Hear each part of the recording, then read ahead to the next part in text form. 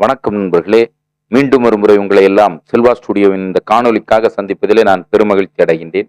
உலக சினிமா அப்படிங்கக்கூடியதை நம்ம பார்த்துட்டு வர்றோம். அதுல இன்றைக்கு நம்ம எந்த திரைப்படத்தை பார்க்க போகின்றோம் அப்படின்னு சொன்னா, ஆடு ஜீவிதம் அப்படிங்கக்கூடிய ஒரு மலையாள சினிமா. மலையாளத்தில் எடுக்கப்பட்டது, தமிழில் மொழிமாற்றம் செய்யப்பட்டது. எல்லா இடத்துலயும் மிகப்பெரிய வெற்றி, மிகப்பெரிய விமர்சனங்கள், நல்ல நல்ல விமர்சனங்கள் எல்லாம் வாங்கிய ஒரு திரைப்படம்.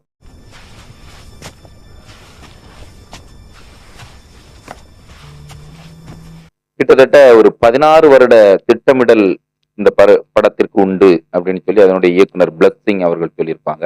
AR ரஹ்மான் அவர் அற்புதமான ஒரு இசையமைப்பை வழங்கியிருப்பாங்க. ரசூல் பூக்குட்டி அப்படிங்கக்கூடிய ஆஸ்கார் அவார்ட் பெற்ற ஒருத்தர் அழகா அந்த ஒலிக்கலவையை பண்ணி கிட்டத்தட்ட அந்த திரைப்படத்தை உலக தரத்திற்கு கொண்டு செல்வதற்கான அத்தனை முயற்சிகளையும் எடுத்திருப்பார்கள். அதில் வெற்றியும் பெற்றிருப்பார்கள். இது மலையாள நாவல், ஒரு நடந்த சம்பவத்தை அடிப்படையாக வைத்து எழுதப்பட்ட ஒரு மலையாள நாவல் ஆடு ஜீவிதம். அதை அடிப்படையாக வைத்துதான் இந்த திரைப்படம் எடுக்கப்பட்டது. முழுக்க முழுக்க சவுதி அரேபியாவில் உள்ள தார் பாலைவனம் போன்ற கடுமையான வெயில், கடுமையான வெப்பம் இருக்கக்கூடிய அந்த பாலைவனங்களில் கொடுமையான விலங்குகள்லாம் இருக்கக்கூடிய அந்த பாலைவனத்துல தான் அந்த படத்தை படமாக்கி இருப்பார்கள். எத்தனையோ கனவுகளோடு தான் அங்கிருந்து வெளிநாட்டுக்கு ஒவ்வொருத்தரும் போறாங்க. எல்லாருடைய ஆசைகளும் ஒன்றுதான், நம்ம குடும்பம் முன்னேற வேண்டும், ஒரு வீடு போட்டுறணும், பிள்ளைகளை நல்லா படிக்க வச்சிடணும், தரமான ஒரு வாழ்க்கையை நம்ம மற்றவர்களை மாதிரி நாமும் இருக்கணும் அப்படிங்கிறதுக்காக என்ன கூலி வேலையாக இருந்தாலும் சரி, அங்க ஹெல்ப்பர் வேலை அப்படிங்கக்கூடிய வேலை, எந்த வேலையாக இருந்தாலும் ஃபாரின்ல போய் கொஞ்ச நாள் இருந்துட்டோம் அப்படின்னு சொன்னா நமக்கு கொஞ்சம் பணம் கிடைச்சிரும், அதுக்கு பிறகு நிம்மதியா அங்க நாட்களை நாம் வாழ்ந்து விடலாம் அப்படிங்கிற கனவுகளோடு தான் அங்க போறாங்க.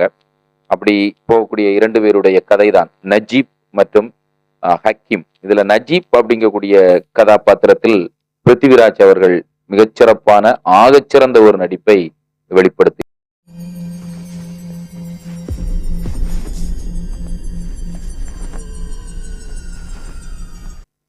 அது மாதிரி ஹக்கீம் அப்படிங்கக்கூடிய ஒரு கதாபாத்திரம் அவர் கோகுல் அப்படிங்கக்கூடிய ஒரு மலையாள நடிகர்.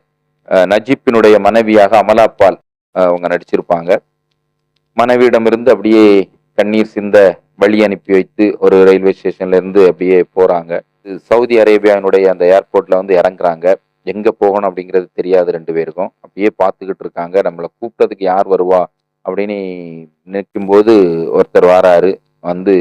அப்படி அவங்கள 2 பேர்த்தையும் கூப்பிட்டு போய் அந்த பாஸ்போர்ட் எல்லாம் வாங்குறாரு. வாங்கிட்டு அவங்கள ஒரு கார்ல ஏத்துறாரு. அது அந்த நகரத்தை தாண்டி கட்டிடங்கள் எல்லாம் ஒரு கட்டத்தில் மறைய தொடங்குகின்றது. அந்த ஒளி வெள்ளம் எல்லாம் அப்படியே மறைய தொடங்குகின்றது. இருட்டு, அந்த நிலவு வெளிச்சத்தில் அந்த வண்டி போய்கிட்டே இருக்கு. அந்த ஒரு கார் ஒரு பாலைவனத்தை அடைகின்றது. அங்கேயே நெடுதூரம் பயணிக்கின்றது. இவங்க அப்படியே பார்த்துக்கிட்டு இருக்காங்க. அவங்களுக்கு ஒரு பயம் வருகின்றது. நம்ம ஏதோ ஏமாந்துட்டோமோ அப்படிங்கக்கூடிய ஒரு உணர்வு வருகின்றது. கடைசியா அந்த வண்டி போய் நிற்கக்கூடிய இடம் ஒரு ஆட்டு கொட்டகை. அங்க ஒட்டகங்கள், நிறைய ஆடுகள், ஆட்டு பண்ணை அப்படிங்கக்கூடியது இருந்துட்டு இருக்கு. அங்க நஜீப்பை மட்டும் இறங்க சொல்றாங்க. அப்போ ஹக்கீம் அவன் வேற பண்ணைக்கு அப்படிங்கும்போது மீண்டும் ஒரு பலத்தை இடி தலையில விழுந்தது மாதிரி, நான் 2 பேரும் ஒன்னா சேர்ந்து தான் வேலை பார்க்க போறோம் அப்படின்னு நினைச்சவங்களுக்கு பெரிய ஏமாற்றத்தை தருகின்றது. நஜீப்பை, அதாவது பிருத்திவிராஜை அங்க இறக்கி விட்டு ஹக்கீமை கூப்பிட்டு போறாங்க. அந்த ஆட்டு பண்ணையில அவருக்கு தூங்குறதுக்கு கூட சரியா ஒரு இடம் கொடுக்கல. புறத்தி அடிக்க டென்ட்டுக்குள்ள அங்க ஒரு டென்ட் இருக்கு, அதுக்குள்ள போக விடல. அங்க இருந்து துரத்துறாங்க. மணல்ல படுத்து கிடக்குற அந்த காட்சிகளை எல்லாம் பார்க்கும்போது எவ்வளவு பெரிய கொடுமைகளை அனுபவிக்கிறாங்க ஃபாரின்ல அப்படிங்கக்கூடியது நமக்கு ஒரு கண்ணீரை.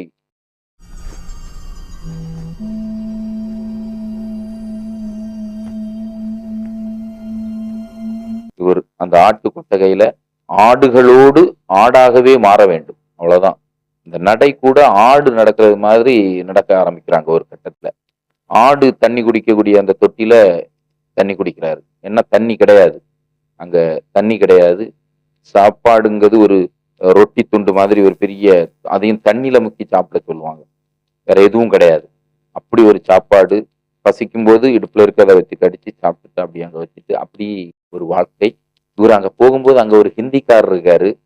அவர்கிட்டயாவது கொஞ்சம் பேசலாம் அப்படின்னு பார்த்தா அவர் ஹிந்தி, அவர் பேசல. அவரு அப்படியே போயிட்டு இருக்காரு. ஒரு கட்டத்துல அவரை காணோல. அவர் எங்க போனாரு அப்படின்னு தேடும்போது, அவரை வந்து என்ன செய்திருக்காங்க அப்படின்னா, உண்மையிலேயே அதை அப்படியே கொண்டு அந்த ஆள தேடுனா, அவரை வந்து பாலைவனத்துல இன்னொரு பக்கத்துல கொண்டு போட்டிருப்பாங்க.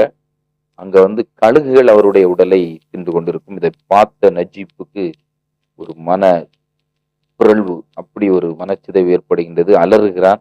திருப்பி கொட்டகைக்குள்ள இங்கிருந்து எப்படியாவது தப்பிச்சு போகணும் அப்படிங்கும்போது திக்கும் தெரியாது, திசையும் தெரியாது. எங்க தப்பிச்சு போக முடியும்? அப்படி இப்படி பார்க்கலாம். ஒரு முறை தப்பிப்பதற்காக முயற்சி செய்யும் போது கால்ல சுட்டு காலை அடிச்சு உடைக்கிறாங்க. அந்த உடைஞ்ச காலோடி தான் அதுக்கு பிறகு அந்த பாலைவனத்தில் இழுத்து இழுத்து நடந்து அவனுடைய உருவத் தோற்றம் அப்படியே மாறிவிடும். நம்ம சில காட்சிகள் அந்த ஒரு கட்டத்துக்கு பிறகு அந்த காட்சிகளை பார்க்கும்போது இது பிருத்திவிராஜ் தானா அப்படின்னு நமக்கு தோணும். ஏன்னா பிருத்திவிராஜ் தெரியும் அவ்வளவு அழகா இருப்பாரு. அதுக்கு பிறகு எவ்வளவு அவரை ஒரு வயதான தோற்றத்துல உடல் மெலிந்து பல்லெல்லாம் இதாகி கண்ணு எல்லாத்தையுமே முற்றிலுமாக உண்மையிலே பிருத்திவிராஜ் மிகப்பெரிய பாராட்டை இந்த படத்துல பெற்றார் அப்படின்னா அவருடைய அந்த நடிப்பு, அவருடைய அந்த தியாகம், அந்த மெனக்கெடுதல்.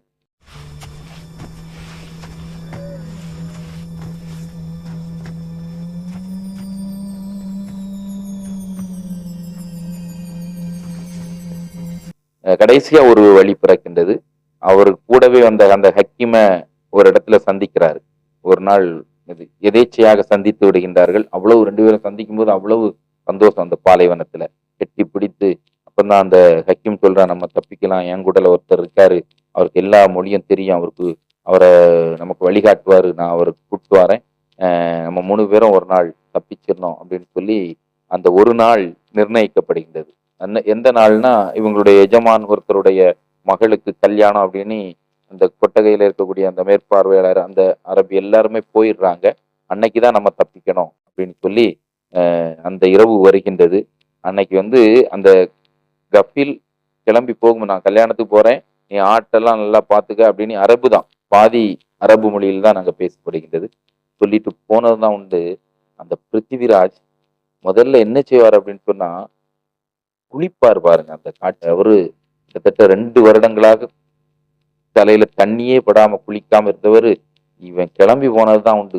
ஓடி போய் சந்தோஷத்துல அந்த பைப்பை திருகுவார். ஒரு டேங்க் பைப்பை திருகி அதுல தண்ணி பாயும் அந்த முகத்துல வச்சுக்கிட்டு அப்படி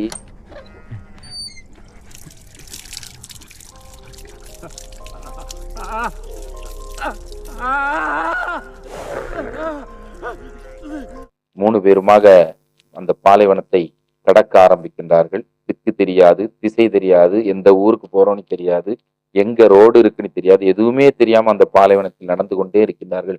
ஆட்கள் சென்று கொண்டே இருக்கின்றது. காலெல்லாம் அப்படியே பொக்காலங்கள்லாம் வர ஆரம்பிக்கின்றது. அந்த பாலைவனத்தில் பல இடர்கள், பாலைவனத்தில் இருக்கக்கூடிய விலங்குகள், பாலைவனத்துல இருக்கக்கூடிய அந்த குழல் காற்று, மணல் குழல் காற்று, மணல்லாம் குழந்து வந்து நம்ம பல அபாயங்களை சந்திக்கின்றார்கள்.